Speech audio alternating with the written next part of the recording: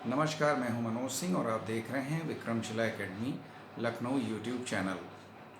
4 सितंबर को शिक्षा मंत्रालय ने राष्ट्रीय संस्थागत रैंकिंग फ्रेमवर्क NIRF जारी कर दिया 2025 का। ये 10वीं बार हो रहा है और इस NIRF रैंकिंग की शुरुआत 2015 से हुई थी।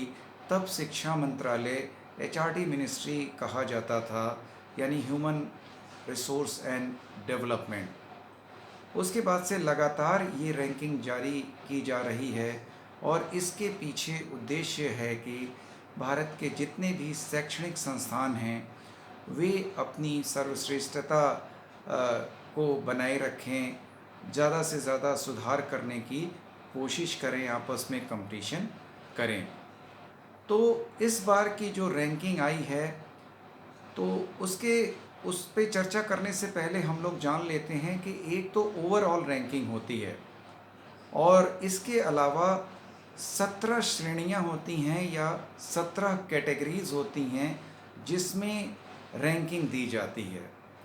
तो ओवरऑल कैटेगरी में लगातार 7वें वर्ष IIT मद्रास टॉप पे रहा, प्रथम स्थान पर रहा।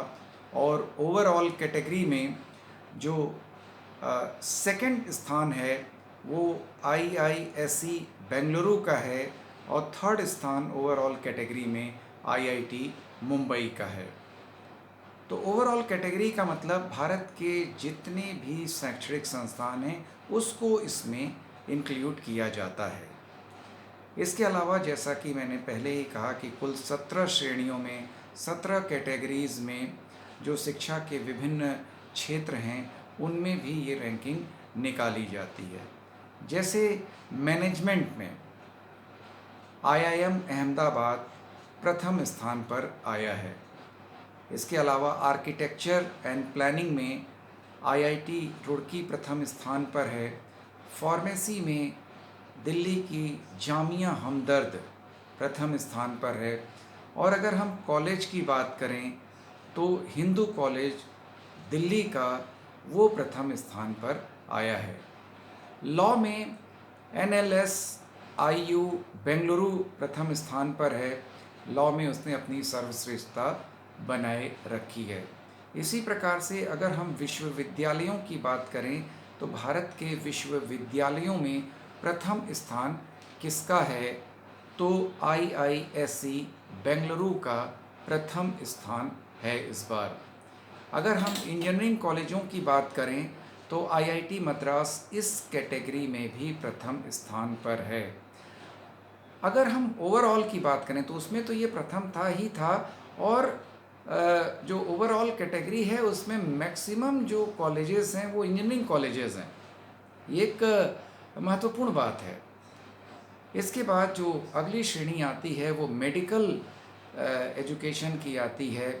उसमें एम्स दिल्ली प्रथम पर है। डेंटल एजुकेशन में भी एम्स प्रथम पर है। कृषि में भारतीय कृषि अनुसंधान संस्थान नई दिल्ली ये प्रथम स्थान पर है। रिसर्च अनुसंधान में IISc बेंगलुरु प्रथम स्थान पर है। इसी प्रकार इनोवेशन में IIT मद्रास प्रथम स्थान पर है। और अगर हम बात करें ओपन यूनिवर्सिटी की या मुक्त विश्वविद्यालय की तो उसमें इग्नू प्रथम स्थान पर बना हुआ है। अब अगर हम बात करें स्किल यूनिवर्सिटी की तो इसमें सिम्बियोसिस पुणे प्रथम स्थान पर आया है। अब ये जो रैंकिंग तैयार की जाती है शिक्षा मंत्रालय द्वारा, उस पे आखिर क्या क्राइटेरिया होता है, उसके मानक क्या होते हैं। तो 5 मानकों के आधार पर इन शिक्षण संस्थानों की रैंकिंग तैयार होती है, जिसमें पहला है TLR यानी टीचिंग लर्निंग और रिसोर्सेज, इसके आधार पर तय होता है। दूसरा है RP यानी रिसर्च एंड प्रोफेशनल प्रैक्टिस, कि उस संस्थान में रिसर्च और प्रोफेशनल प्रैक्टिस कितनी हो रही है। तीसरा है GO यानी ग्रेजुएशन आउटकम, उसका स्टैंडर्ड क्या है।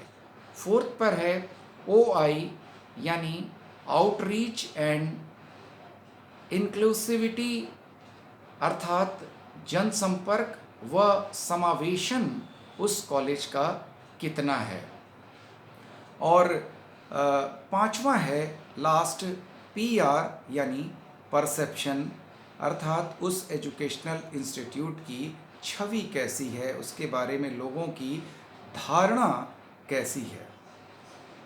और ये रैंकिंग जारी करते हुए जो शिक्षा मंत्री हैं धर्मेंद्र प्रधान, उन्होंने विज़न 2047 की चर्चा की कि भारत अपनी आज़ादी के 100 साल पूरे करेगा सन 2047 में, और हमको एजुकेशन के माध्यम से भारत को सबसे ऊपर पहुंचाना है।